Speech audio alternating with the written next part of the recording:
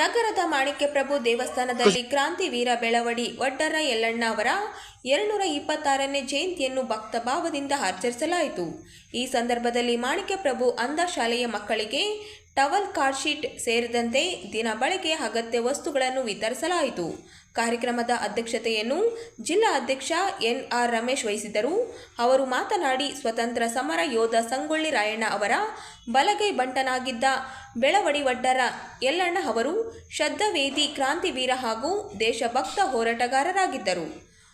1800ನೇ ಶತಮಾನದ ಜನವರಿ 28ರಂದು ಜನಿಸಿದ ಇವರು ಬಾಲ್ಯದಿಂದಲೇ ಯುದ್ಧ ಕೌಶಲ್ಯ ಹಾಗೂ ದೇಶಪ್ರೇಮವನ್ನು ಬೆಳೆಸಿಕೊಂಡು ಸ್ವತಂತ್ರ ಹೋರಾಟದಲ್ಲಿ ಸಕ್ರಿಯವಾಗಿ ಪಾಲ್ಗೊಂಡು ದೇಶದ ಮುಕ್ತಿಗೆ ಅಮೂಲ್ಯ ಕೊಡುಗೆ ನೀಡಿದ್ದಾರೆ ಎಂದರು. ಉದಯಿಸಲಿ ಮತ್ತೊಮ್ಮೆ ಸ್ವತಂತ್ರದ ಸೂರ್ಯ, ನೆನಪಿಸಲಿ ಸಂಗ್ರಾಮದಿ ಮಡಿದವರ ಶೌರ್ಯ, ಭರತ ಭೂಮಿ ಉದ್ದ ಹಗಲಕ್ಕೂ ಅರಳಿ ತಿರಂಗ ಮನೆ ಮನದಲ್ಲಿ ಪುಟದೇಳಲಿ ದೇಶಭಕ್ತಿಯ ತರಂಗ ಎಂಬ ಕವನ ಸಾಲುಗಳ ಮೂಲಕ ಅವರು ಯಲ್ಲಣ್ಣ ಅವರ ಶೌರ್ಯವನ್ನು ಸ್ಮರಿಸಿದರು.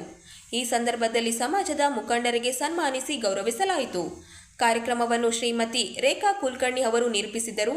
ಈ ಸಂದರ್ಭದಲ್ಲಿ R M. Yatnali, Nanda Kattimani, Vinod Reddy, Chandru, Chandrashekar, BTR Y Maruti, Bharat T, Parashuram H, Veeresh, Eresh, Devinagar, R N. Sunita, Bhagyashree ಸೇರಿದಂತೆ ಹಲವರು ಉಪಸ್ಥಿತರಿದ್ದರು.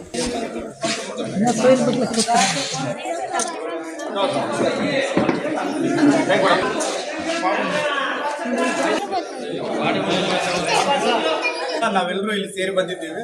ನಾವು ಇದ್ರ ಬಗ್ಗೆ ಏನ್ ಹೇಳಕ್ ಇಷ್ಟಪಡ್ತೀನಿ ಅಂದ್ರೆ, ಯಲ್ಲಣ್ಣವರ ಚರಿತ್ರೆ, ಅವರು ಹೋರಾಟಗಾರರು.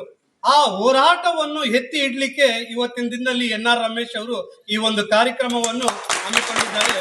ಯಾಕಂದ್ರೆ ನಾವು ಇತಿಹಾಸವನ್ನು ಎಂದಿಗೂ ನಾವು ಮರಿಬಾರ್ದು. ಯಾಕಂದ್ರೆ ಇತಿಹಾಸವನ್ನು ನೆನ್ಪಿಟ್ಕೊಳ್ಬೇಕು, ಚರಿತ್ರಿಕವನ್ನು ನೆನ್ಪಿಟ್ಕೊಳ್ಬೇಕು. ಅವರನ್ನು ನಾವು ಮರಿಲಾರ್ದೆ ಅವರ ಹೋರಾಟವನ್ನು, ಅವ್ರು ಮಾಡಿರುವಂತ ತ್ಯಾಗವನ್ನು, ಅದನ್ನ ಎಲ್ಲವನ್ನು ನೆನೆಸ್ಕೊಂಡು ಅವರು ಹುಟ್ಟು ಹಬ್ಬವನ್ನು ಈ ಒಂದು ವೇದಿಕೆಯಲ್ಲಿ ಮಾಣಿಕ್ಯಪ್ರಭು ಗುಡಿದಲ್ಲಿ ಆಚರಣೆ ಮಾಡುವಂತ ನಮ್ಮ ರಮೇಶ್ ಅವರಿಗೆ ನಾನು ಹೃತ್ಪೂರ್ವಕವಾಗಿ ವಂದನೆ ಮಾಡ್ಕೊಂತಾಗಿದ್ದೇನೆ.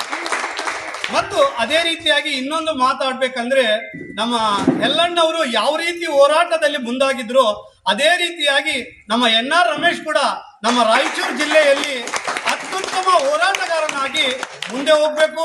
ಹಾಗೂ ಒಳ್ಳೆಯದರ ಕೆಟ್ಟದರ ವಿದ್ಯೆ ನಮ್ಮ ಮಕ್ಕಳಿಗೆ ನ್ಯಾಯಪಡಿಸೋದ್ರಲ್ಲಿ ನಮ್ಮ ನೆಲ ಜಲ ಮಣ್ಣಿಗಾಗಿ ಅವ್ರು ಯಾವ ರೀತಿ ಹೋರಾಟ ಮಾಡಿದ್ರು, ನಮ್ಮ ಎನ್.ಆರ್. ರಮೇಶ್ ಮುಂದಿನ ದಿನಮಾನಗಳಲ್ಲಿ ಅದೇ ರೀತಿಯಾಗಿ ಹೋರಾಟವನ್ನು ಮಾಡಿ ನಮ್ಮ ಒಂದು ರಾಯಚೂರು ಜಿಲ್ಲೆಗೆ ಉತ್ತಮ ನಾಯಕರಾಗಿ ಬೆಳಿಬೇಕಂತೇಳಿ ಈ ಒಂದು 2 ಮಾತು ಮುಖಾಂತರ ನಾನು ರಮೇಶ್ ಅವರನ್ನು ಸಂಘಟನೆ ಹೋರಾಟಗಾರರಾದ ನಂದಾ ಕಟ್ಟಮನೆ ಅಣ್ಣನವರು